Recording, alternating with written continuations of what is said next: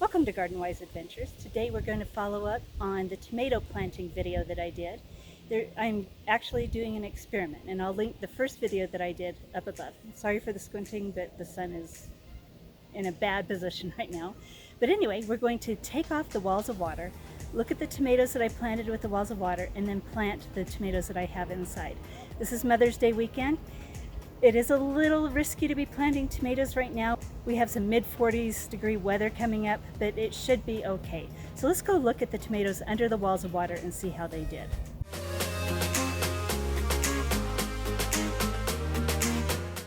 So before I take off the walls of water, just kind of show you what it's going to look like. We're going to try a method of pruning where I'm going to tie the tomatoes to a pole and take off all the side branches. Here are the tomatoes that were inside. These are Jetstar tomatoes, as are the ones in the walls of water. Now we did have a mishap a couple of nights ago, well, several times. This tomato was under a wall of water, and I came out 3 times with the wall of water completely down and smashing the tomato. The third time that I came out, there were no leaks, so I know it didn't fall over. The third time I came out, I found a cat sitting on it. So I think this cat found it a great toy to play with and was knocking it over. So this tomato right here actually weathered temperatures in the 30s. It doesn't look too bad. But let's look at the ones under the walls of water and see what they look like. Now the tomato in the pot is the one that I had indoors. And these tomatoes are the ones that were under the walls of water. Now they were a little constricted by the walls of water, but they should fill out. But as you can see, the stems, let me see if I can get a good view of the stems, have really thickened up. This stem isn't bad. This stem isn't bad, but it's not as thick as the ones that were in the walls of water. So I would say that they did a really good job under there. As you can see, hopefully it's focusing, but we have flowers on the ones that were in the walls of water. There's little flowers right in there. Now the biggest tomato was my sun sugar. This was also under a wall of water. So it'll be interesting to see which ones fruit first. So I'm going to get started on planting the tomatoes. Next I'll take you through the planting of my peppers. I have paprika and a yellow banana. We also have something called ground cherries that we're going to plant, so I'm going to show you those too. So let's start on the tomatoes. Now at the beginning of this video I linked the video that I did when I planted the tomatoes under the walls of water. And that explains a lot of how I plant tomatoes. But let's go over it again one more time. First thing we're going to do is dig a deep hole. Next thing we're going to do is we're going to add fertilizer. I explained which fertilizer I use, but I use more nitrogen than other fertilizers because I put compost in my bed, and compost has a lot of phosphorus in it already. But I am going to put a little bit more of this organic fertilizer in there.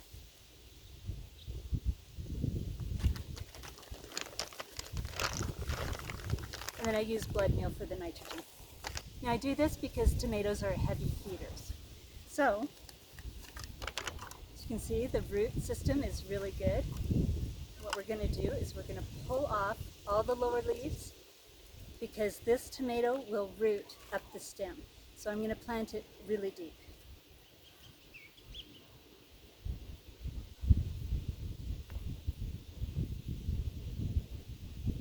I'm going to pack in the soil a little bit here.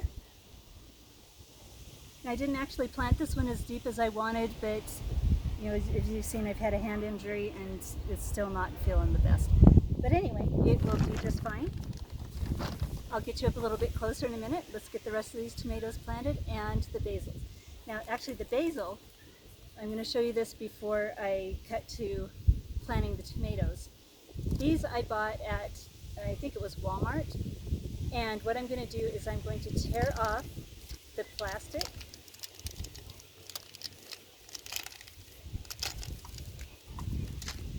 Tear off the upper lip of this pot.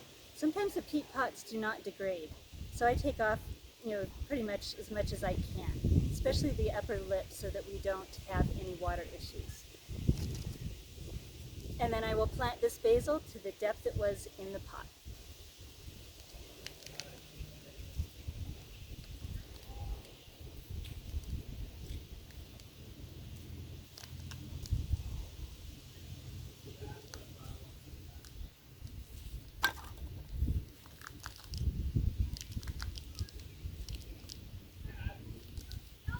And there we have basil planted. Now, the reason I plant basil with tomatoes is actually because I like to use them together, obviously, in cooking. There's no reason for the plants wise to plant basil with tomatoes. I just like the way it looks. And the smell of basil and tomatoes is like the best thing ever together. So let's get started on planting the rest of the tomatoes and the basil. Well, okay, we got my basil, one ground cherry, and my tomatoes all planted. So we've got the little tomatoes that were in, that were in the pots. We've got the ones that were under the walls of water. Now this is the next day, and I don't think this tomato really liked coming out from under the ground or walls of water that quickly because the leaves burned up, and I kind of pulled those off. Then we also have this one that was smashed by the cat, but it seems to be recovering. So now what I'm going to do is I am going to go plant the peppers and the other ground cherries. I think I'm going to plant some near the garlic. I've got a couple of different places to plant the peppers, and I will show you those. So now here's where I'm going to plant one of my ground cherries. This is a ground cherry.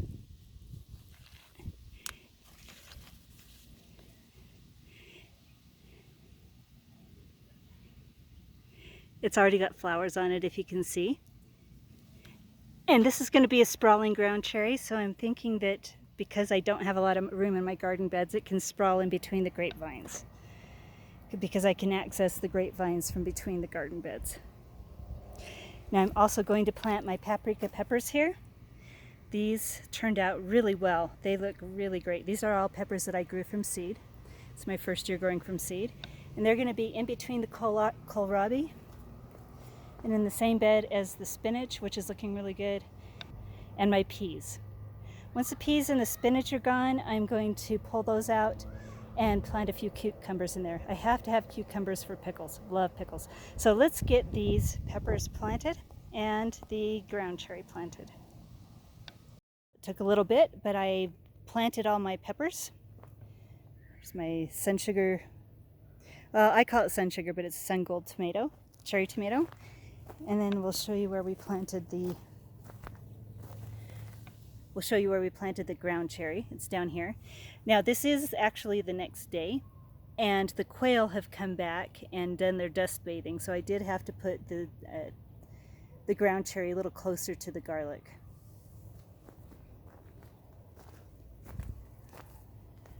And then we have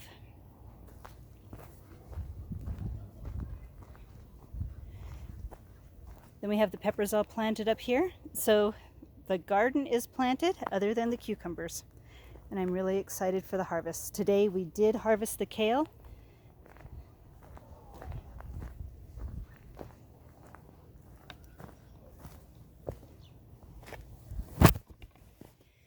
Today we did a little harvest of my kale and made a salad of it. It was really good.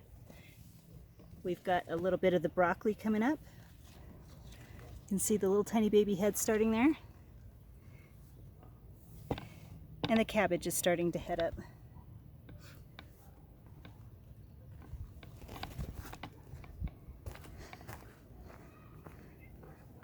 So life is good in the garden. So thank you for coming along with me on this garden adventure. Get out there and plant your gardens. It's definitely time. Do a few experiments, see if you can find out what does best in your area and which way of planting works best for you. And then you get the wonderful benefit of a great harvest, good meals, and a healthy lifestyle. So enjoy yourself, go have a wonderful garden adventure, and until next time, enjoy your spring.